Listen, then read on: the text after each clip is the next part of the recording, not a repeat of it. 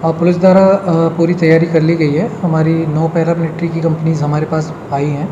तो हमने जो संवेदनशील बूथ हैं, जो क्रिटिकल एरियाज़ हैं, वल्नरेबल एरियाज़ हैं, उन सभी पे पैरामिलिट्री लगाई है। उसके अलावा अन्य बूथों पर भी हमने लगाई है। हमारी जो पेट्रोलिंग पार्टीज़ हैं वो भी हमने 44 थी, उनको हमने बढ़ाकर 88 किया है।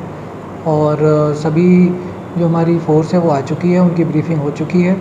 अभी थोड़ी देर में वो सारी पार्टीज़ ईवीएम के साथ, वो पोलिंग पार्टीज़ के साथ डिस्पैच हो जाएंगी। इसके अलावा हमारे जो टोटल 13 नाके हमने डिस्ट्रिक्ट में लगाए हैं, जो लगातार चेकिंग कर रहे हैं। हमारी एसएसटीज़ एफएसटीज़ लगातार जो भी कैश लेकर इन सारी सीजर्स की प्रक्रिया है वो लगातार कर रही है। तो पूरी तरीके से हम शांतिपूर्वक ये चुनाव को संपन्न कराएंगे। कितने करोड़ के करीब सर कैश पकड़ा गया है? हमने करीब 2.5 करोड़ के करीब अभी तक कैश पकड़ा है। तो मतदान को देखते हुए सर विशेष प्रबंध क्या हैं? जो बूढ़े लोग हैं वो नहीं आ सकते, तो मतदान को बढ़ाने के लिए कुछ विशेष प्रबंध है? हाँ, वो सिविल प्रशासन की ओर से वो सारे प्रबंध किए गए हैं। बाकी हमारी तरफ से जो पुलिस की समुचित जो सुरक्षा व्यवस्था है वो हमने सुनिश्चित की है।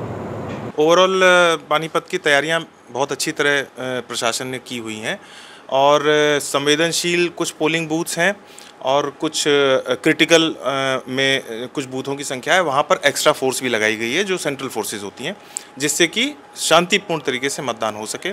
यहाँ पर आज जो कार्यक्रम चल रहा है वो है टीम्स को बनाना, जो पोलिंग बूथ की टीम्स हैं उनकी स्ट्रक्चरिंग और उनको डिस्पैच करना यहाँ से अपने अपने बूथ में। शाम को सब लोग पहुँचेंगे और मॉर्निंग में से पहले तैयारी करके मॉर्निंग से चुनाव प्रक्रिया शुरू हो जाएगी कल।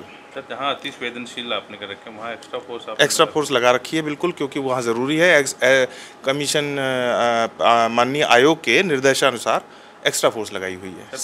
पिछली बार जब कुछ हुआ था ऐसे जो अति संवेदनशील जो बूथ होते हैं एक्चुअली नहीं, संवेदनशील और अति संवेदनशील को पहले हम मैपिंग करते हैं पीछे के इवेंट्स के आधार पे। अगर कभी कोई ऐसी घटना कभी भी आई हो, कभी रिकॉर्ड में आई हो, कभी हुई हो, उसके आधार पे ये देखा जाता है कि चूंकि यहाँ पहले घटना हो चुकी है तो संभावनाएं हैं कि शायद कुछ होना, इस वजह से प्रिकॉशनरी उसको हम उसमें मैपिंग करके और उसको एक्स्ट्रा फोर्स देते हैं। तभी चारों विधानसभा में आपको कौन सा जो विधानसभा लग रही है कि जहाँ पर ज़्यादा आपको अतिरिक्त फोर्स जो है देनी पड़ेगी?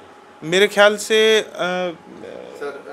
सिटी में कुछ एक्सपेंडिचर सेंसिटिव पॉकेट्स हैं जहाँ पे हमने एक्सपेंडिचर सेंसिटिव पॉकेट्स में सिटी में भी हैं, लगभग सब जगह पे हैं। ज़्यादा ऐसा नहीं है कि एक जगह बहुत ज़्यादा संवेदनशीलता है, छोटा ज़्यादा नहीं है, संवेदनशील बहुत कम है, उनको हम लोगों ने मॉनिटर किया हुआ है।